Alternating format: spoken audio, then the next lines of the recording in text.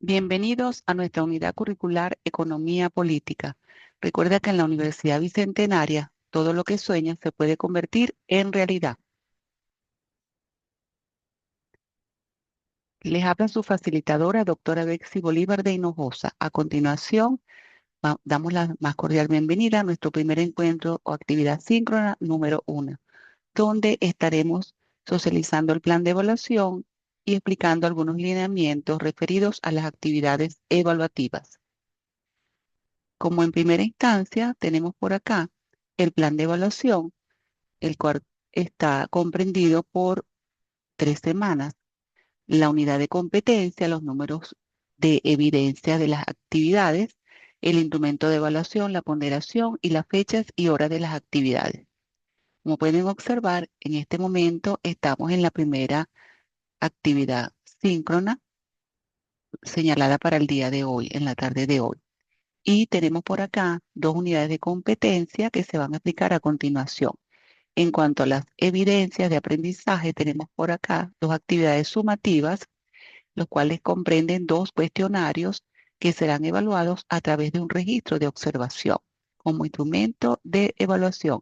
Cada uno de ellos consta de el 50%, del cual la sumatoria es del 100%. Tenemos las fechas estipuladas para su entrega y por último, la recepción y de validación de notas, que comprende del 28 al 29/12.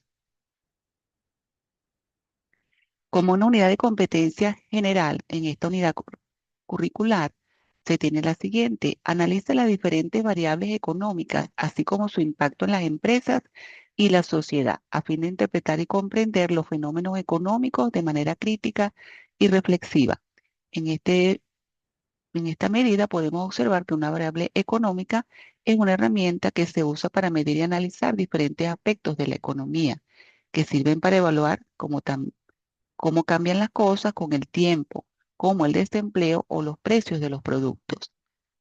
También nos permite entender que estas variables ayudan a tomar decisiones más inteligentes a los responsables de las políticas públicas, a los consumidores y a los empresarios. Tal como está establecido en el programa sinóptico, la primera unidad de competencia, allí se señala lo siguiente: el participante explica los principios fundamentales de la economía política con el fin de aplicarlos dentro de las organizaciones. Como pueden observar en el gráfico, pues aparecen todos los aspectos referidos a esos principios de la economía y que deben ser entonces profundizados por los participantes.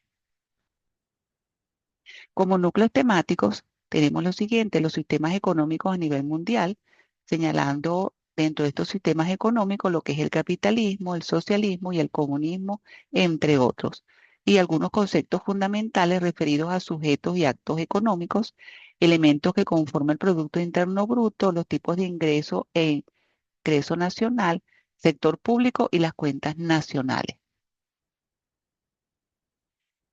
Dentro de los tipos de sistemas económicos, como ya lo hemos señalado, existe el capitalismo, el socialismo y el comunismo. En cuanto a su definición, podemos decir que entonces el sistema económico está referido a la forma en la que se organiza la actividad económica de una sociedad, la producción de bienes y servicios y su distribución entre sus miembros. De tal manera que tenemos entonces el capitalismo, que es un sistema económico basado en la propiedad privada de los medios de producción y en la libertad de mercados, y el cual está basado en los siguientes pilares: propiedad privada e interés propio. Como propiedad privada, que permite a las personas poseer bienes tangibles como tierras y viviendas y activos intangibles como acciones y bonos. Como interés propio, por el cual las personas persiguen su propio bien sin considerar las presiones sociopolíticas.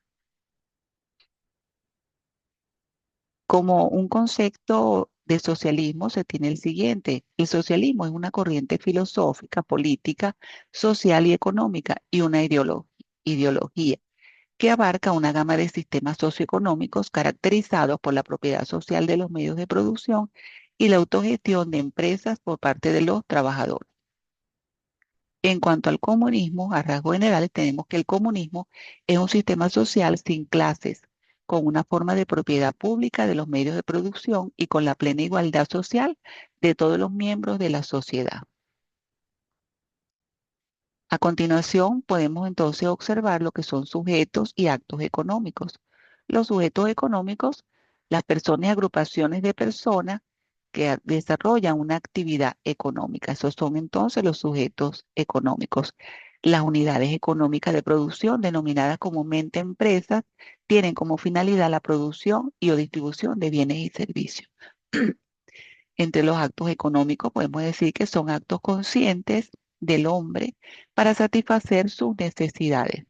Cuando los actos económicos se realizan de forma organizada y sistemática, se habla de una actividad económica que es la suma de diferentes actos económicos. Por otra parte, podemos entonces también contemplar que los elementos que conforman el Producto Interno Bruto, señalando lo siguiente: definición y formulaciones. Se conoce como Producto Interno Bruto a la suma de todos los bienes y servicios finales que produce un país o una economía, elaborados dentro del territorio nacional, tanto por empresas nacionales como extranjeras, y que se registran en un periodo determinado, generalmente un año. Entonces podemos observar cómo el Producto Interno Bruto está caracterizado por esos servicios, el valor, la medición, la comparación, el comportamiento económico y los bienes finales, tal como está señalado en este concepto. Si hablamos de los tipos de ingreso nacional, podemos entonces preguntarnos, ¿y qué incluye el ingreso nacional? Podemos entonces decir que está incluido allí los salarios de los trabajadores, las rentas, intereses, utilidades y dividendos del capital y las rentas de la tierra. Sector público y las cuentas nacionales. Podemos decir que las cuentas nacionales considera básicamente como subsidio las donaciones o transferencias que reciben las empresas públicas o privadas por parte de las administraciones públicas sin contraprestación alguna. Que las cuentas nacionales tienen como objetivo principal presentar de manera resumida y coherente los flujos de producción, consumo y acumulación que se dan en un país, todo ello durante un determinado periodo de tiempo. Podemos entonces contemplar dentro de estas cuentas nacionales la cuenta capital, la cuenta corriente, cuenta financiera y los balances. Dentro de la unidad de competencia número 2 se tiene lo siguiente: el participante analiza el papel del Estado en la economía a fin de adecuarlo a las empresas. Como núcleos temáticos tenemos las políticas económicas del Estado, caracterizado por los principios de política monetaria, política fiscal y política social, bienes y su clasificación, estructura, crecimiento y causas del gasto público. Finalmente, se encuentran allí también los principios de imposición y equidad. Dentro de los principios de política monetaria en Venezuela, la política monetaria es el conjunto de acciones emprendidas por el Banco Central con el propósito de regular la circulación monetaria y a través de ella incidir sobre el costo del dinero y la disponibilidad de crédito para todos los sectores de la economía. Nos preguntamos qué es la política fiscal. Podemos entonces responder ante esta interrogante que la política fiscal es una disciplina de la política económica que se encarga de gestionar todos los recursos del Estado. Está en manos del gobierno del país, que es quien controla los niveles de gasto e ingresos para influir en la economía. Esto lo hace mediante los impuestos y el gasto. Como aspectos importantes tenemos lo siguiente: la política fiscal es una herramienta clave del gobierno usada para gestionar los ingresos y gastos del Estado, impactando directamente en la economía. Podemos decir que tiene un rol importante en estabilizar la economía y fomentar el crecimiento, invirtiendo en áreas como investigación, educación e infraestructura. También la política fiscal intenta que la riqueza se reparta de manera más equitativa. Podemos decir igualmente que ella no trabaja sola, que la política fiscal se une con la política monetaria para mantener la economía equilibrada, como un dúo dinámico. Se hacen llamar la política económica. Señalando algunos aspectos importantes dentro de la política fiscal, vemos que a través de ella los gobiernos tratan de influir en la economía del país, controlando el gasto y los ingresos en los diferentes sectores y mercados con el fin de lograr los objetivos de la política macroeconómica. También el gobierno influye en la producción y el empleo dado un nivel de precio. Su objetivo principal es estimular el crecimiento de la economía doméstica y también trata de protegerla de cara a los cambios propios de los ciclos económicos. Señalando los objetivos de la política fiscal, podemos señalar los siguientes aspectos. Un punto importante es que debe ser clave para garantizar y proteger los servicios sociales básicos y los recursos con los que cuenta el territorio en cuestión. Se trata, pues, de una gran responsabilidad, ya que las decisiones tomadas en este ámbito afectan considerablemente a la vida cotidiana, al empleo, a los precios, entre otros. La política fiscal constituye entonces la vía más importante para mantener o mejorar el llamado estado de bienestar.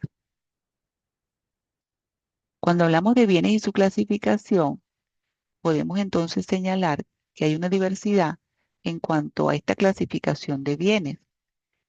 Se clasifican en categorías como muebles, inmuebles, fungibles y no fungibles, reflejando su naturaleza física, legal y económica.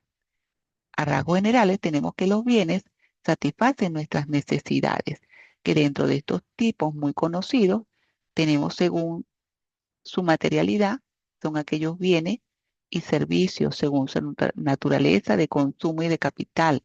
Según su abundancia pueden ser libres y económicos, los informativos, y según grado de elaboración, intermedios y finales, y de acuerdo a su propiedad pueden ser privados y públicos. En cuanto al gasto público en Venezuela, podemos decir que es el dinero y el uso le da el dinamismo, le da al mismo el Estado para asegurar su mantenimiento y lograr sus fines. El gasto público es toda erogación que realiza el Estado para efectuar sus fines y sostener su estructura. Los recursos que emplea provienen de las contribuciones que dan los ciudadanos a través de los impuestos. Dentro de los tributos se identifican tres grupos principales de ingresos públicos, tales como los impuestos, tasas y contribuciones. Por otra parte, no menos importante, tenemos que la Contraloría General de la República es el órgano de control, vigilancia y fiscalización de los ingresos, gastos, bienes públicos y nacionales, así como de las operaciones relativas a los mismos. Finalizando, podemos hablar entonces de los principios de imposición y equidad. Y dentro del principio de imposición, este principio señala que todo impuesto debe tener fijeza en sus principales elementos o características, para evitar así actos arbitrarios por parte de la administración pública. En cuanto a los principios de equidad, la equidad implica un trato diferenciado en cuanto a situaciones específicas, siempre con el fin de lograr igualdad en el ejercicio de derechos, ya que todas las personas son sujetos sociales de derechos. La igualdad toma formas diversas, donde se consagran derechos de igualdad de los ciudadanos, derechos individuales, políticos y civiles. También tenemos derechos de segunda generación relacionados con la condición económica y social de los individuos y al aseguramiento de condiciones sociales de una vida digna y derechos de tercera generación, tales como los derechos ambientales. Todo bajo una concepción formal general de universalidad, equidad, participación y corresponsabilidad en la provisión y garantía de estos derechos. Finalmente, tenemos por acá una reflexión que está relacionada con lo que está inmerso dentro de la economía política, considerando su objeto y método de la economía política, la importancia y funciones de esta economía política como una correlación entre producción, distribución, intercambio y consumo. Le deseo a todos los participantes éxito en el desarrollo de las actividades evaluativas y estaré atenta en plataforma ante cualquier duda o inquietud que se le presente. Gracias por su atención.